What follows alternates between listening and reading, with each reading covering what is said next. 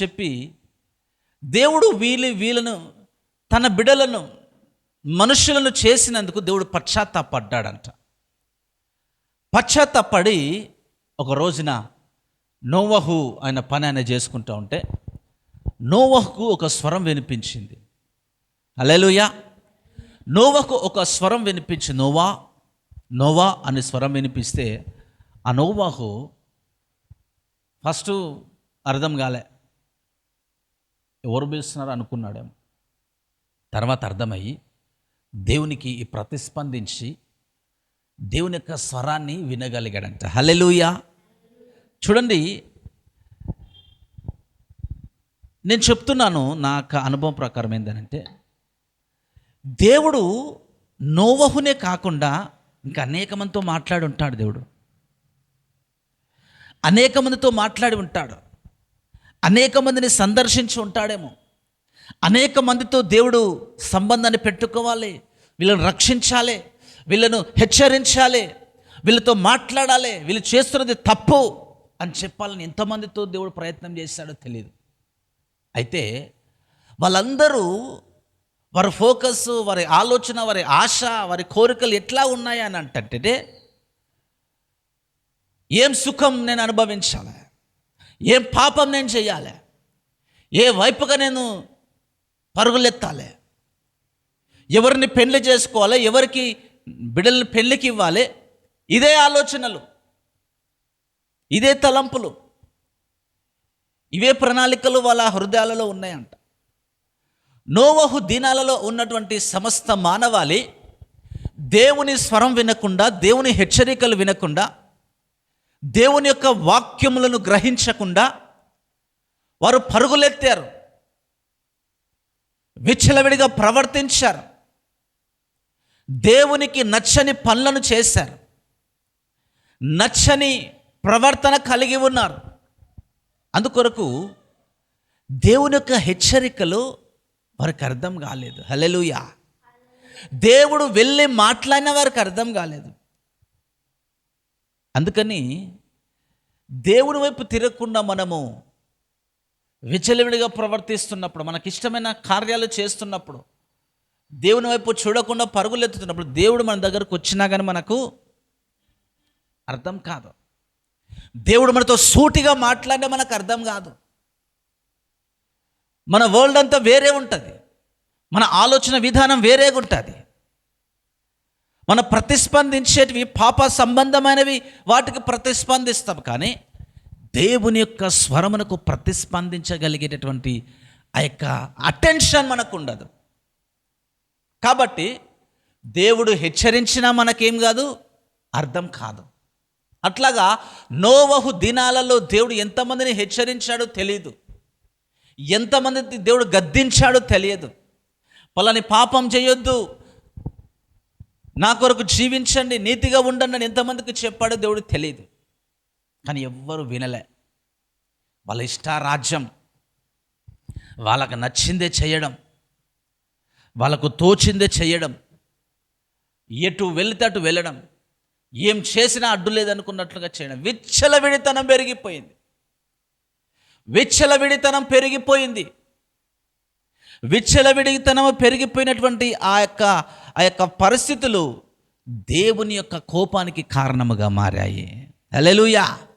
అందుకే వాక్యం రాయబడింది, నీ రాకడ ఎట్లా ఉంటుంది ప్రభువా అని దేవుని అడిగితే, యేసయ్యని అడిగితే, నీ రాకడ పరిస్థితులు మేము ఎట్లా గుర్తుపట్టాలని యేసయ్యని అడిగితే యేసయ్య చెప్పాడు, నోవహు దినములలో ఎలాగూ ఈ రోజులు ఉన్నాయో నా రాకడ దినాలు కూడా అట్లాగుంటాయని దేవుడు చెప్పాడు. హల్లెలూయా. నోవహు దినాల్లో మనుషుల మధ్య ప్రేమ చల్లారిపోయిందంట. మనుషులు దేవునికి ప్రతిస్పందించడం తగ్గిపోయిందంట. దేవుని గురించి ఆలోచించడమే మానేశారంట. మరి ఈ రోజుల్లో గమనిస్తే ఎవరికి దేవుని గురించి చెప్పినా కానీ వినే మనస్తత్వం వారికి లేదు.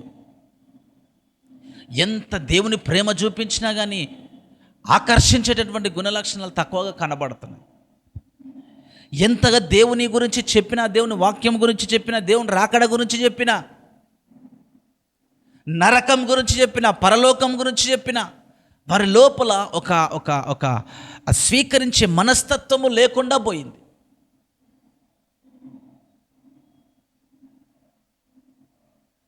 దేవుని సన్నిధి అంటే సినిమాలకు వెళ్తారు. మందిరం అంటే రాకుండా ఎక్కడో ఎక్కడో ఎక్స్కర్షన్కో టూర్లకో వెళ్తారు. దేవుని మందిరము, దేవుని సన్నిధి, దేవుని మాట, దేవుని వాక్యము, దేవుని యొక్క సంఘం, వీటికి విలువ లేకుండా పోయింది ఈ రోజుల్లో. దేవునికి సంబంధించిన విషయాలపైన ఎప్పుడైతే మనుషులకు విలువ లేకుండా అవుతాదో, ఎప్పుడైతే మనుషులు లోబడనొల్లని ప్రజలుగా ఉంటారో, అప్పుడు దేవుని యొక్క తీర్పు, దేవుని యొక్క కోపం, దేవుని యొక్క ప్రణాళిక బహుభయంకరంగా ఉంటుందని మనం గ్రహించాలి. అందుకే వాక్యంలో రాయబడింది, ఎన్నిసార్లు గద్దించినా లోబడని వాడు మరి తిరుగు లేకుండా హఠాత్తుగా నాశనం అయిపోతాడంట. దేవుని చేత గద్దింపబడడం సరదా అనుకుంటారేమో మనుషులు. దేవుడు హెచ్చరించడం సరదా అనుకుంటారేమో తెలియదు, కానీ దేవుడు ఒక మనిషిని హెచ్చరిస్తే అది ఆ మనిషి యొక్క జీవితానికి చాలా ప్రమాదకరం. హల్లెలూయా.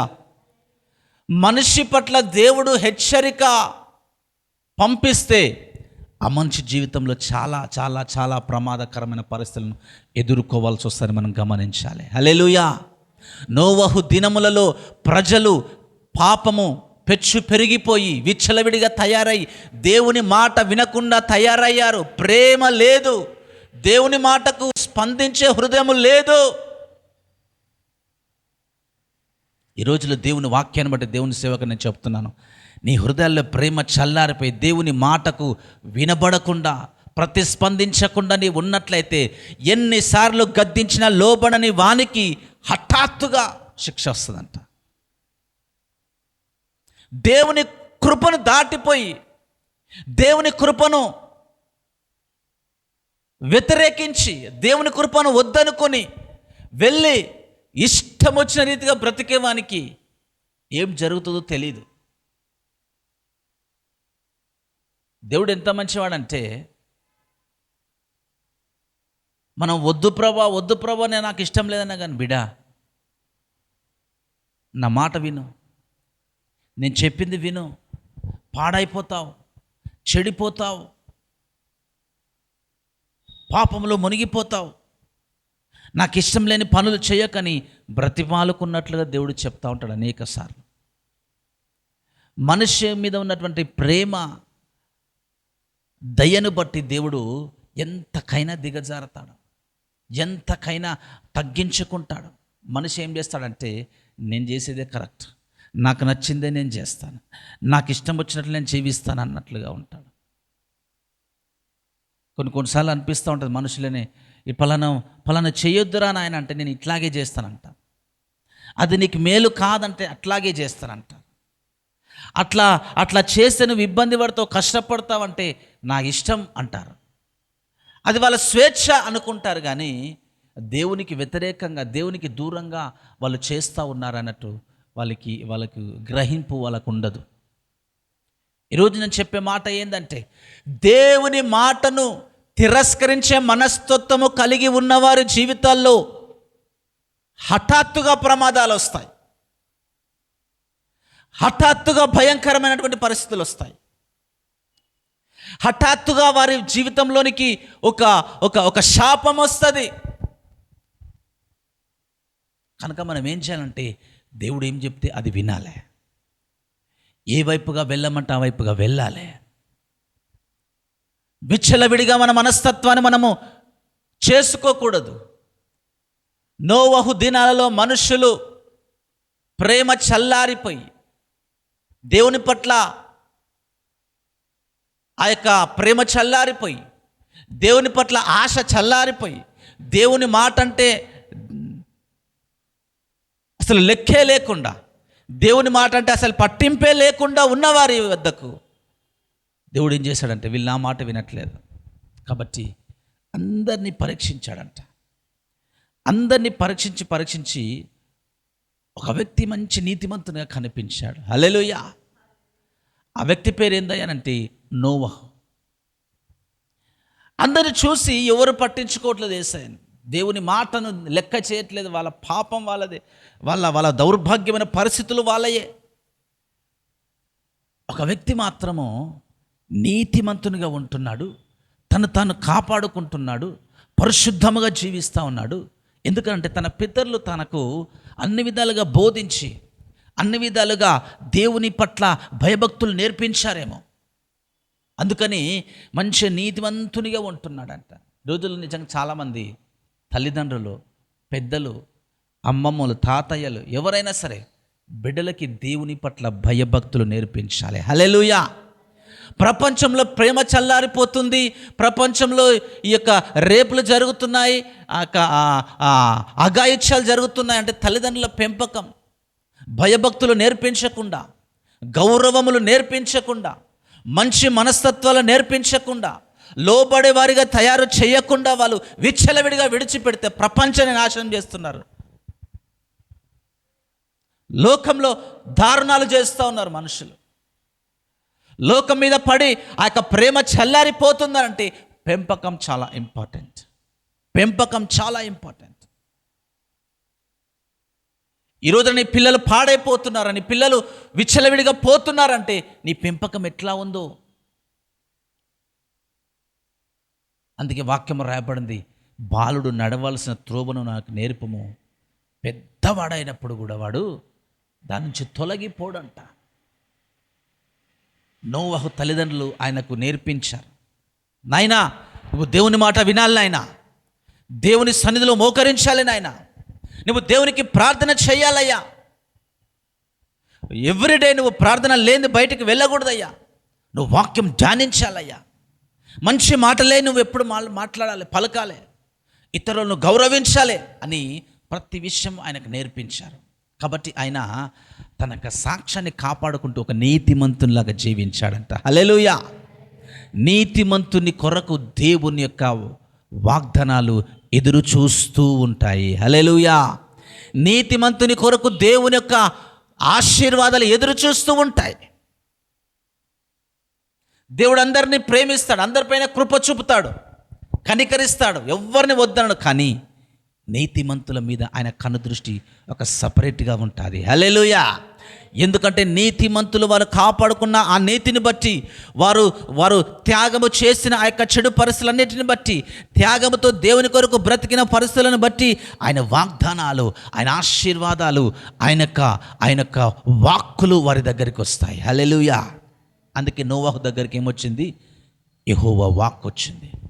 యెహోవా వాక్ వచ్చి, నేను నిన్ను నీతిమంతునిగా చూశాను, నీవు నా యొక్క కనుదృష్టిలో నీవు నిందారహితునిగా ఉన్నావు, నువ్వు నిందలు లేనివానిగా ఉన్నావు, నువ్వు నీతిమంతునిగా ఉన్నావు అని చెప్పాడు. నోవహు చాలా సంతోషపడ్డా.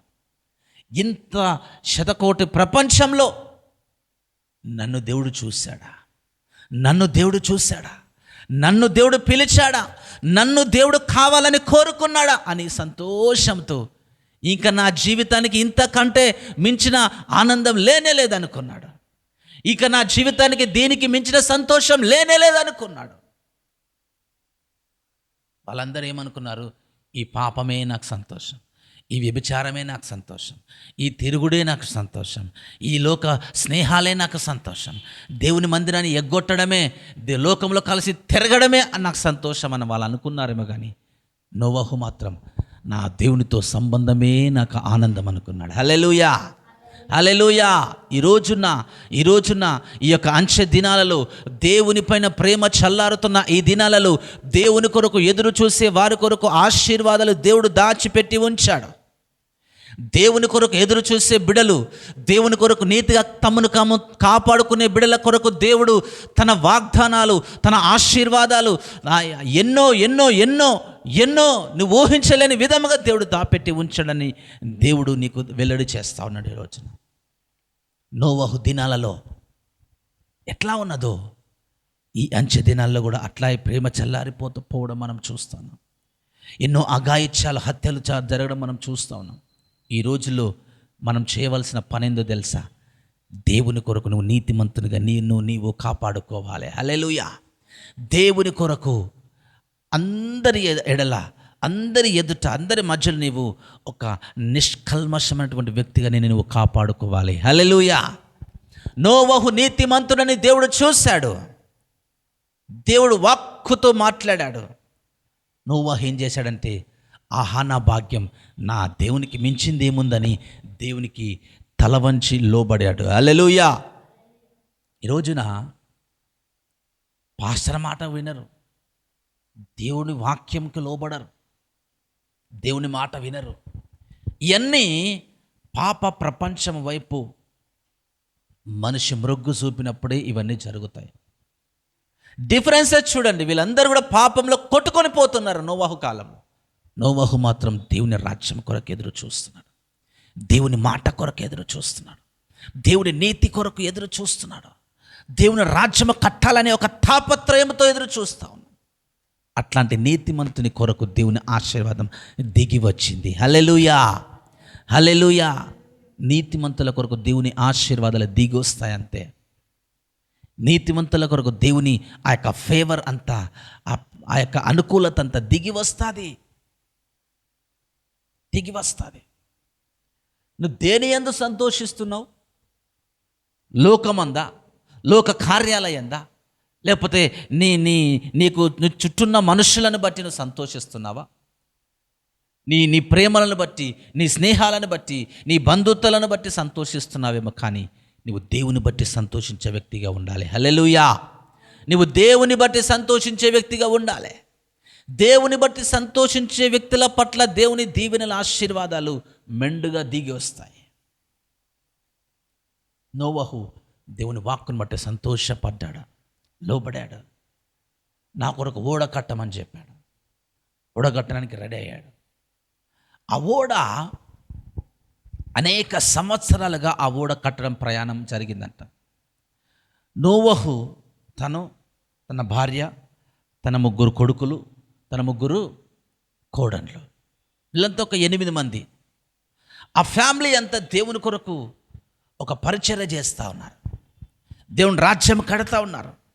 ఆ రక్షణ ఓడను నిర్మాణం చేస్తూ ఉన్నారు. అది పరిచర్యకు సాదృశ్యంగా ఉంది. హల్లెలూయా, హల్లెలూయా. ఆ ఓడ యేసు క్రీస్తు ప్రభు రక్షణ సువార్త అయితే, యేసు క్రీస్తు ప్రభు రక్షణ ఓడ అయితే, ఇప్పుడు ఆ పని చేస్తున్నవారు, ఆ ఓడ కడుతున్నవారు ఎవరు? దేవుని సేవకులు, దేవుని పరిచారకులు, దేవుని బిడలు, దేవుని మార్గంలో నడిచేవారు, సంఘంలో పనిచేసేవారు, దేవుని కొరకు అత్యాసక్తితో పరిచర్యలో పాల్గొనేవారు, పాటలు పాడేవారు, ప్రార్థన చేసేవారు, వాక్యం బోధించేవారు, పరిశుద్ధులకు పరిచర్య చేసేవారు, సేవకులకు పరిచర్య చేసేవారు, దేవుని యొక్క పరిచర్య కొరకు డబ్బిచ్చేవారు, అందరూ కూడా దేవుని రాజ్యం కట్టేవారే.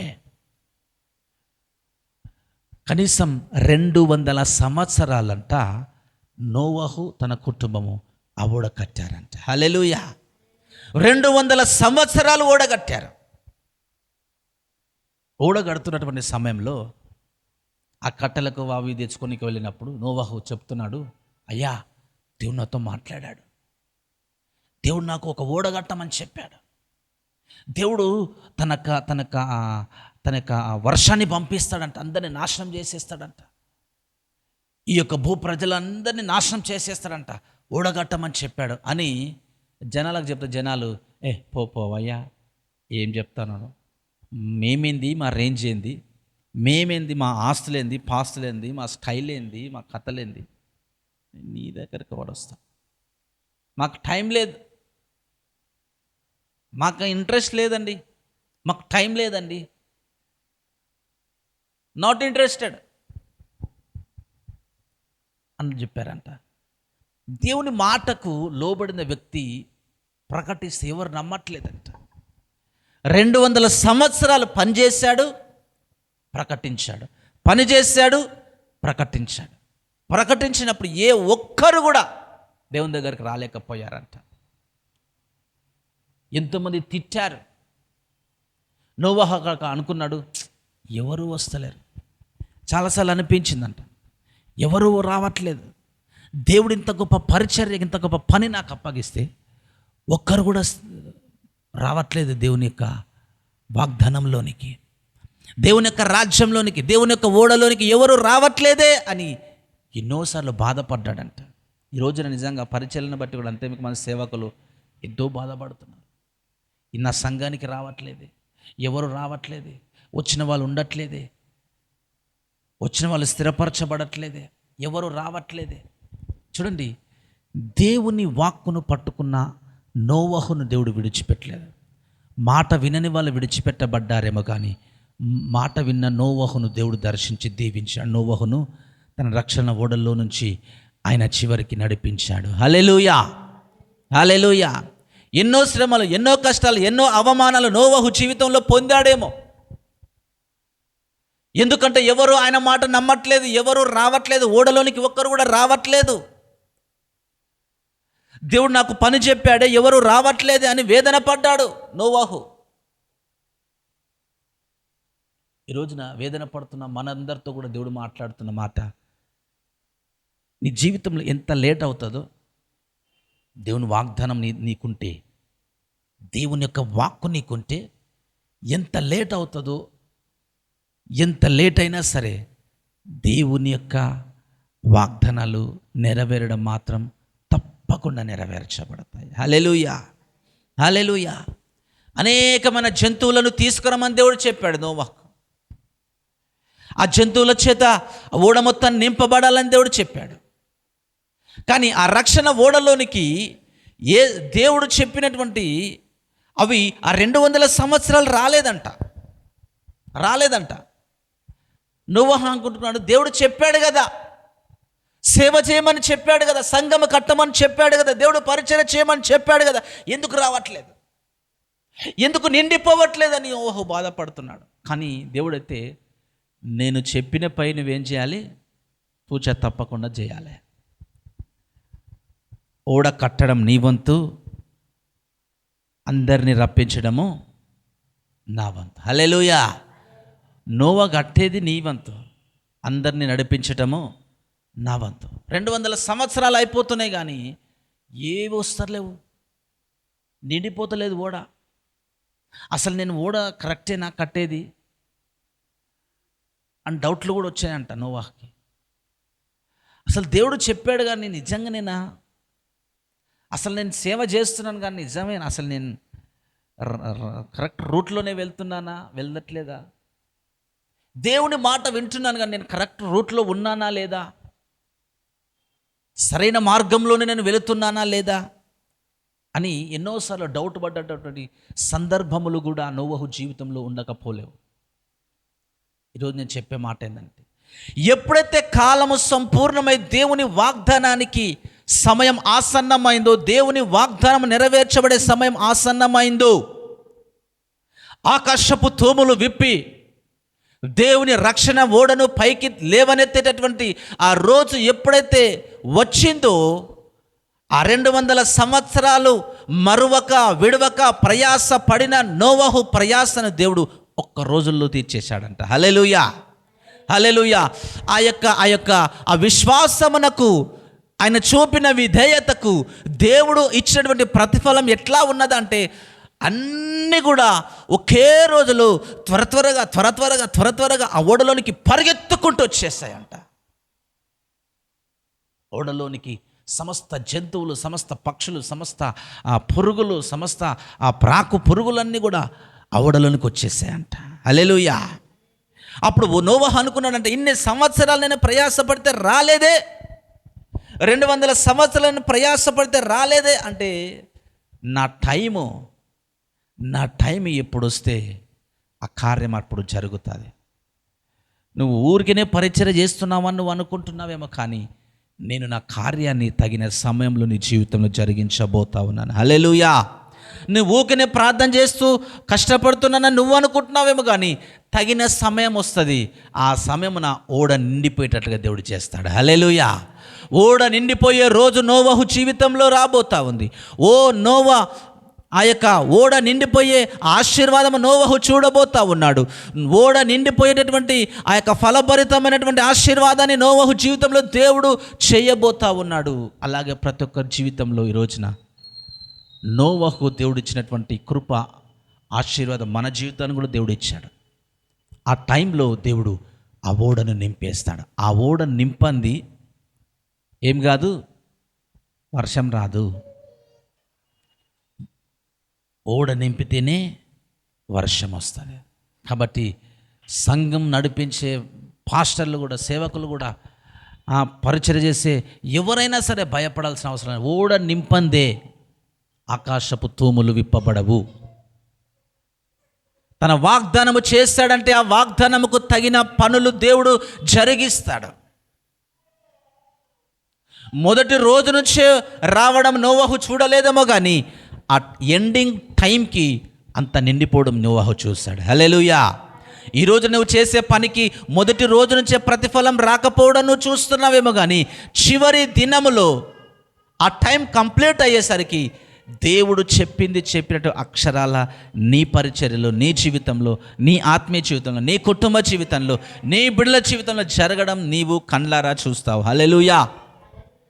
దేవుడు తన మాటను వెనక్కి తీసుకోడు. తన వాగ్దానాన్ని దేవుడు తిరిగి వెనక్కి తీసుకోడు. నోవహు భయపడుండొచ్చు, నోవహు చింతపడుండొచ్చు, నోవహు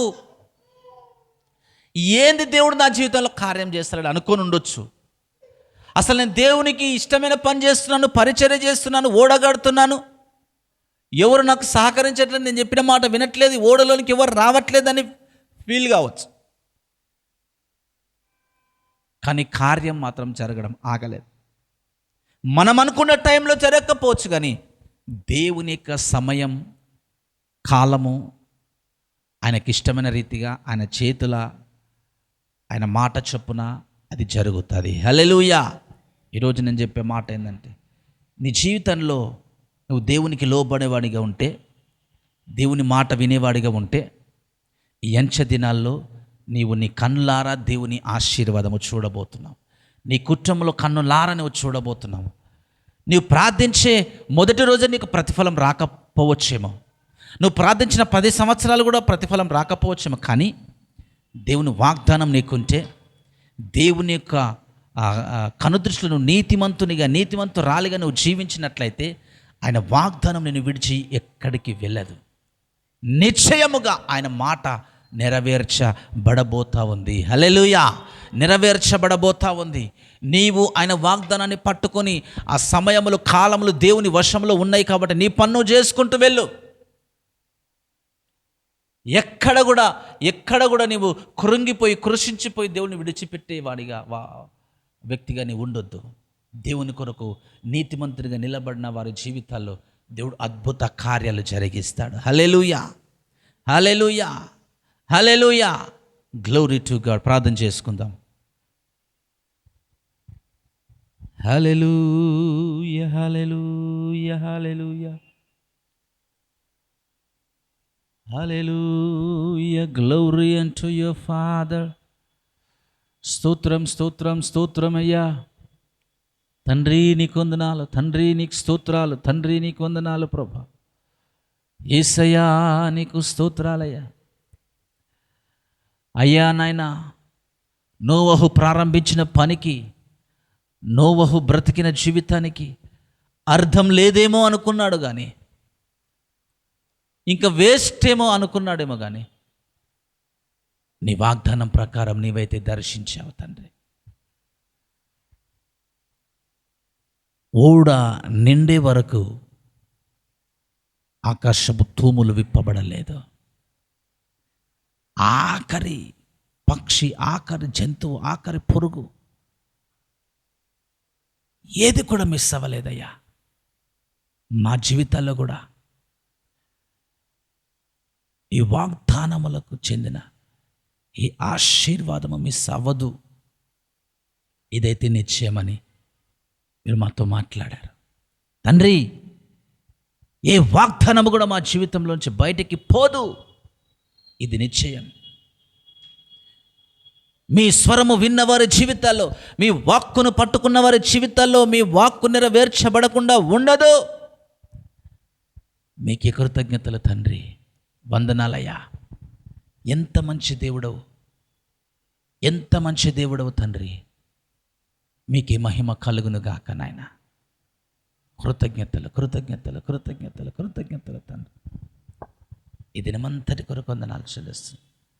మీ వాక్కు కొరకు వందనాలు ఆయన. ఈ అంచె దినాల నోవహు దినముల వంటి దినాలలో మేము మీ రక్షణ ఓడ కొరకు పనిచేసి మీ రక్షణ ఓడలోనికి జనములను చేర్చి మీ వాగ్దానాలలో నిలిచి ఉండేవారిగా మమ్మల్ని నిలబెట్టండి.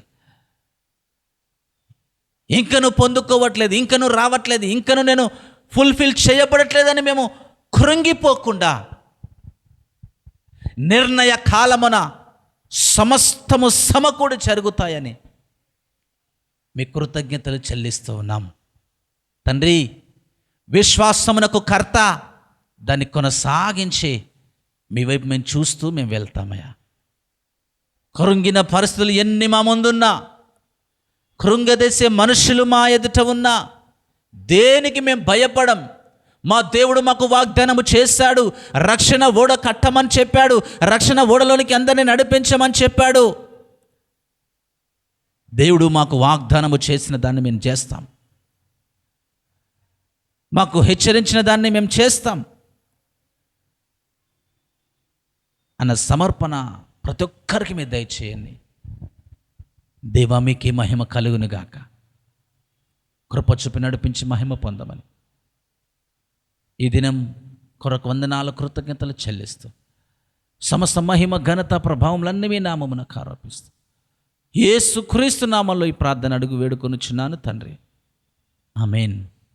మన తండ్రి అయిన దేవుని యొక్క ప్రేమ, ప్రభువైన యేసుక్రీస్తు యొక్క కృప కనికరం, పరిశుద్ధాత్మ అన్యోన్య సహవాసం సమాధానం ఇప్పుడు ఎల్లప్పుడు సదాకాలము మనందరికీ తోడయుని నడిపించునుగాక. Amen, amen, amen. Praise the lord.